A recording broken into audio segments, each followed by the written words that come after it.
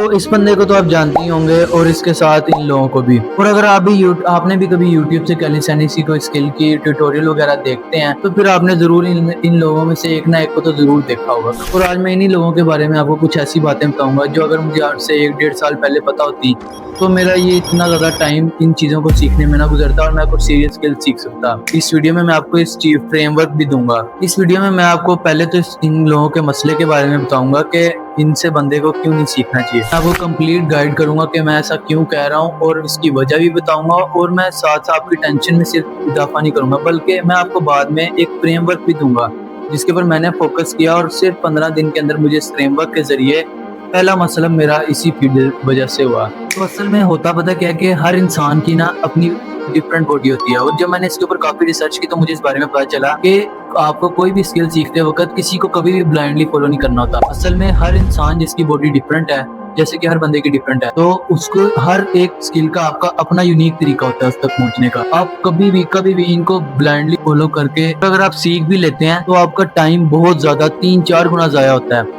और आज मैं आपको उसी बारे में बताऊंगा कि आप इस चीज को कैसे फिक्स कर सकते हैं। और मैं हर स्किल को अनलॉक करने से पहले अब उसी फ्रेमवर्क को फॉलो करता हूँ और वो फ्रेमवर्क जो है वो इन लोगों के तरीकों से कई गुना बेहतर है। तो सबसे पहले जो मैंने डिस्क्रिप्शन के अंदर प्रॉम्प्ट दिया हुआ है, आपने उस प्रॉम्प्ट को कॉपी करके प्रॉम्प्ट को आपने सीधा जाके किसी भी एआई को, प्रेफरेबली मैं आपको कहूंगा क्लाउड के अंदर आपने उसको पेस्ट करना है। और क्लाउड आपसे आगे से कुछ चीजें पूछेगा आपकी बॉडी के बारे में जो कि आपने उसको बतानी है। और उसके बाद आपको वो किसी भी स्किल के लिए जो आपने इनपुट की होगी एक बहुत अच्छा और आपकी बॉडी के लिए एक रियलिस्टिक पाथवे बना के देगा जिसको आप इजीली फॉलो कर सकते हैं। और मैंने खुद एक फ्रेमवर्क भी बिल्ड किया है जो मैं आपको बताता हूँ। तो सबसे पहला पॉइंट क्या है?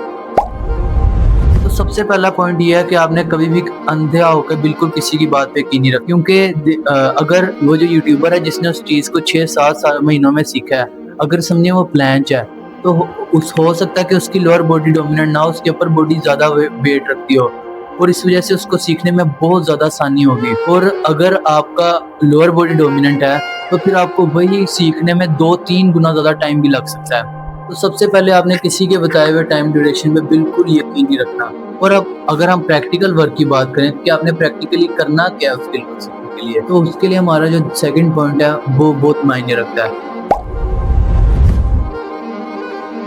सबसे पहले आपने किसी भी स्किल, जैसे कि हैंडस्टैंड की एग्जांपल लेके चलेंगे हम पूरी वीडियो के अंदर।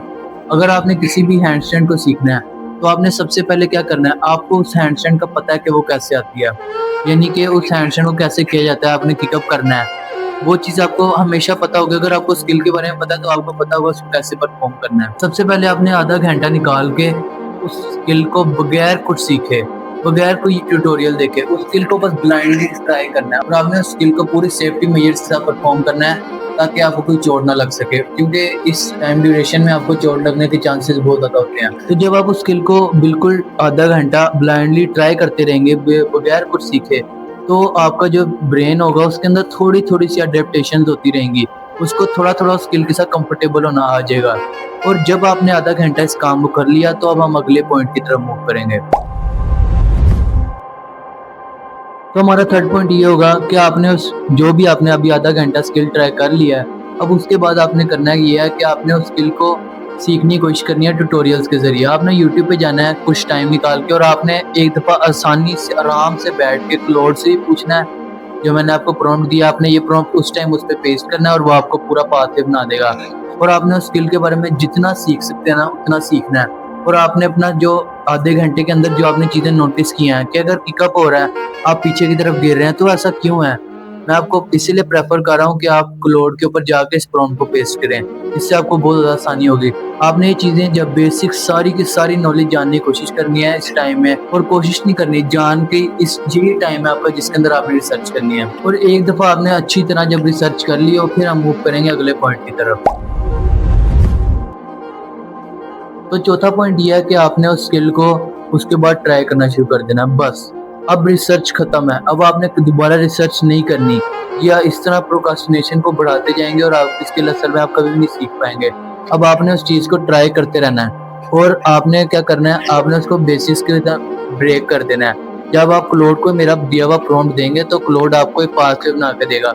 आपने पहले पॉइंट से शुरू करना है, आपने उस पहले पॉइंट के साथ कंफर्टेबल होना है, बेशक वो कोई भी चीज़ हो। जैसे कि अगर आपको क्लोड ने 5 पुशअप्स दिए हैं 5 या फिर 10, तो आपने पहले वो उस 5-10 पुशअप्स को करना है और आपने उन चीज़ों पे कंफर्टेबल होना है, यानी आप इजीली 10 पुशअप्स कर सकें, 5 पुशअप्स। उसके बाद आपने अगले वे मूव करना है और ये जो तरीका होगा ये आपकी बॉडी के लिए बिल्कुल स्पेसिफाइड होगा, यानी कि ये आपकी बॉडी के लिए इंजीनियर्ड होगा और इससे बेहतर आपको कोई यूट्यूबर ट्यूटोरियल में नहीं बता सकता। फिर सवाल आता है कि हमें कैसे पता चलेगा कि हम सही रास्ते पे जा भी रहे हैं कि नहीं, तो इसका भी मेरे पास बहुत अच्छा जवाब है। जब आप क्लाउड को प्रॉम्प्ट देंगे तो क्लाउड आपको इसके साथ कुछ टाइम ड्यूरेशन भी देगा, जैसे कि 2-3 हफ्ते। अगर आप उस 2-3 हफ्तों के अंदर वो पॉइंट क्लियर नहीं कर पा रहे, तो इसका मतलब है आपने कोई ना कोई चीज़ गलत ज़रूर किया है और आपने एक तो दोबारा बैठ के क्लाउड से अच्छी तरह इस चीज़ के ऊपर रिसर्च करनी है कि अभी तक आपको स्किल क्यों नहीं आई। और अगर आप अभी तक यहाँ तक वीडियो देख रहे हैं तो आपने इस चैनल को सब्सक्राइब करना बिल्कुल भी नहीं भूलना और लाइक भी ज़रूर करनी है वीडियो।